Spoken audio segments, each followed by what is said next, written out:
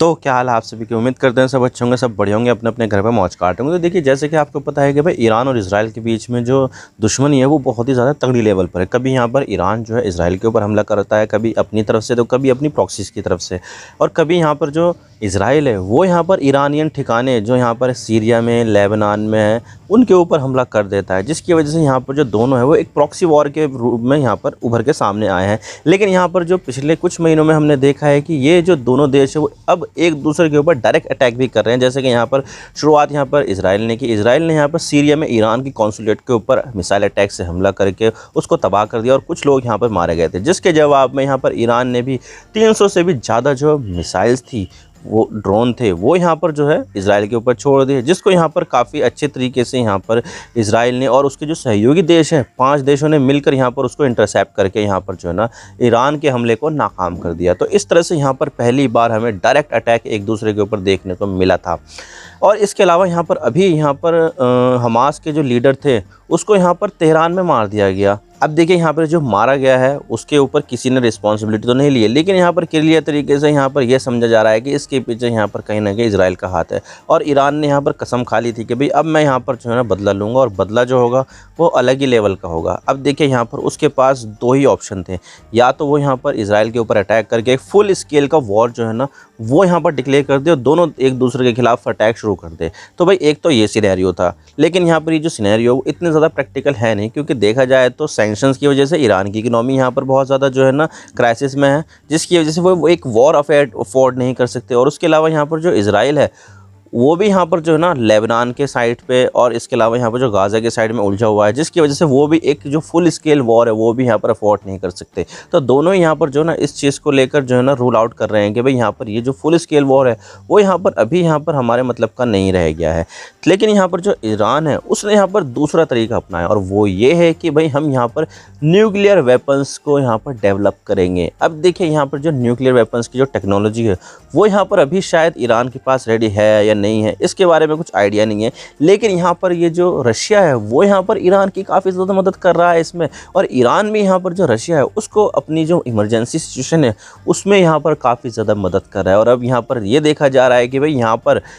जो रशिया है वो यहाँ पर अपने जो न्यूक्लियर सीक्रेट है वो यहाँ पर ईरान के साथ शेयर कर रहा है, और इसके लिए यहाँ पर डील भी हुई है। डील ये हुई है कि भाई यहाँ पर जो रशिया है वो यहाँ पर ईरान के जो बैलिस्टिक मिसाइल्स है कम रेंज वाले वो यहाँ पर ख़रीदेगा। इसके बदले में यहाँ पर जो रशिया है वो यहाँ पर जो न्यूक्लियर सीक्रेट्स है वो यहाँ पर ईरान को दे देगा। और इसकी वजह से यहाँ पर जो अमेरिका और यूके वो तो काफ़ी ज़्यादा चिंता में आ गए हैं, लेकिन यहाँ पर सबसे बड़ी जो चिंता है वो यहाँ पर इजराइल के ऊपर आ गई है। तो आज इसके बारे में पूरी डिटेल के साथ बात करते हैं कि भाई मामला क्या है, जिसकी वजह से यहाँ पर जो चीज़ें हैं वो यहाँ पर आउट ऑफ कंट्रोल होती जा रही है, और आने वाले समय में हमें बहुत ही बड़ा कुछ देखने को मिल सकता है। लेकिन उससे पहले अगर आप चैनल पर नए हो, चैनल को सब्सक्राइब जरूर कर देना, वीडियो को चाहे लाइक करो डिसलाइक करो, लेकिन चैनल को सब्सक्राइब जरूर कर देना। तो चलिए वीडियो का आगाज़ करते हैं।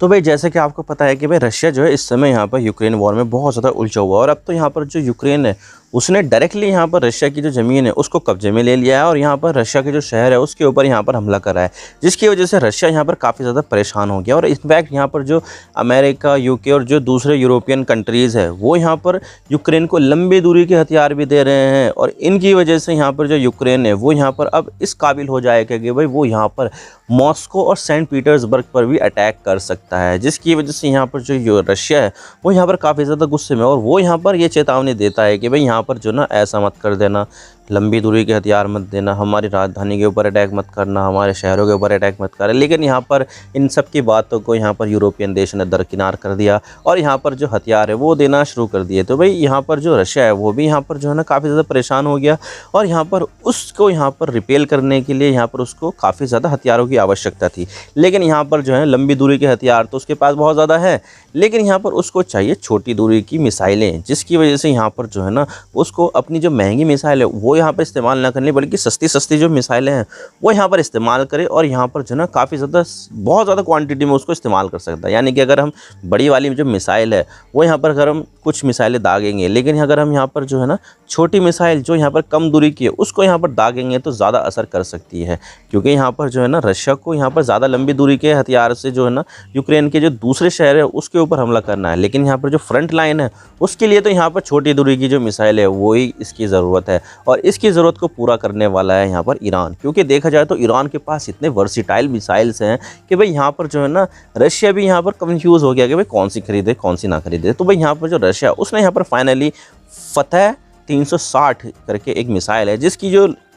रेंज है वो यहाँ पर 120 से लेकर 300 किलोमीटर तक की रेंज है। तो भाई यहाँ पर जो है ना इन दोनों देशों के बीच में यहाँ पर एक कॉन्ट्रैक्ट हुआ है जिसमें यहाँ पर जो है ना रशिया ईरान से मिसाइल खरीदेगा, बैलिस्टिक मिसाइल खरीदेगा, ताकि यहाँ पर जो यूक्रेन की जो फ्रंट लाइन है उसको यहाँ पर कमज़ोर कर सके। और जो यहाँ पर यूक्रेन के जो सैनिक आ गए हैं और रशिया के एरिया को कब्ज़ा कर लिया है, कुर्स्क रीजन को कब्ज़ा कर लिया है, उसको यहाँ पर रिपेल करके वापस से यहाँ पर यूक्रेन में धकेल दिए सके। तो भाई यहाँ पर जो न्यूक्लियर डील हुई है वो यहाँ पर ऐसी हुई है कि भाई यहाँ पर जो रशिया है वो यहाँ पर इतनी ज़्यादा मिसाइलें तो खरीदेगा क्योंकि यहाँ पर रशिया को यहाँ पर इसकी ज़रूरत है। तो भाई यहाँ पर जो है ना रशिया भी इसके रिटर्न में यहाँ पर कुछ ना कुछ तो देगा। क्योंकि देखा जाए तो दुनिया में फ्री लंच नाम की कोई सी चीज़ नहीं होती। यहाँ पर अगर कोई किसी की मदद कर रहा है तो अल्टीमेटली आपको भी कभी ना कभी कुछ ना कुछ मदद तो बाद में उनकी करनी पड़ेगी, यानी कि फ्री में कुछ नहीं मिलता, उसकी एक कीमत चुकानी पड़ती है। तो भाई यही चीज़ यहाँ पर जो है ना रशिया और ईरान के बीच में है। अगर यहाँ पर रशिया को मिसाइल चाहिए जो ऑब्वियसली उसकी ज़रूरत है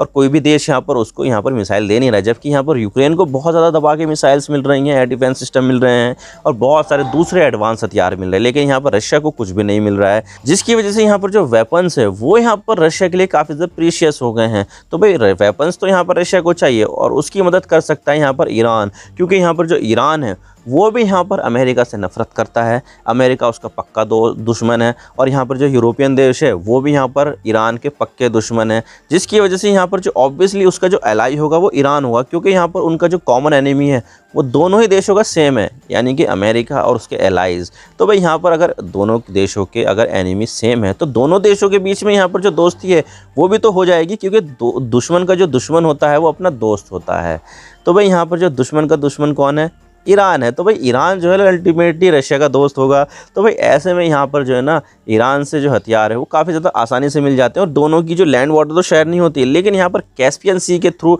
यहाँ पर जो हथियारों का जो एक्सपोर्ट इंपोर्ट है वो यहाँ पर बहुत ज़्यादा अच्छी तरीके से पॉसिबल है। अब देखिए जैसे मैंने बताया यहाँ पर कोई सी भी चीज़ यहाँ पर फ्री नहीं मिलती है, तो भाई यहाँ पर ईरान को भी इसके रिटर्न में कुछ ना कुछ चाहिए और वो है यहाँ पर न्यूक्लियर टेक्नोलॉजी। क्योंकि देखा जाए तो ईरान का एक बहुत ही पुराना एक सपना है, लंबे समय से एक सपना है कि भाई उसके पास यहाँ पर न्यूक्लियर वेपन्स हो, लेकिन अभी तक भी यहाँ पर जो न्यूक्लियर वेपन्स है वो यहाँ पर बना नहीं पाया है। तो भाई यहाँ पर ये जो चीज़ें हैं वो यहाँ पर ईरान के लिए काफ़ी ज़्यादा बेनिफिशियल होगी कि भाई हम यहाँ पर आपको हथियार दे रहे हैं, तो भाई उसके बदले में हमें यहाँ पर न्यूक्लियर टेक्नोलॉजी चाहिए। तो भाई ये चीज़ यहाँ पर दोनों देशों के बीच में एक डील हुई है कि ठीक है भाई तुम यहाँ पर हमें हथियार दो, हम तुम्हें यहाँ पर न्यूक्लियर टेक्नोलॉजी देंगे। तो भाई ये चीज़ डील हुई है और इसी की वजह से यहाँ पर जो यूएसए, यूके और इजराइल है बहुत ज़्यादा कंसर्न हो गया है। क्योंकि यहाँ पर देखा जाए तो सबसे बड़ा खतरा अगर किसी देश के ऊपर है तो वो है यहाँ पर इजराइल, क्योंकि यहाँ पर जो दुश्मन है ईरान के उनमें सबसे ज़्यादा नज़दीक जो है वो यहाँ पर इजराइल है और इजराइल यहाँ पर काफ़ी ज़्यादा परेशान भी करता रहता है और कभी कभी यहाँ पर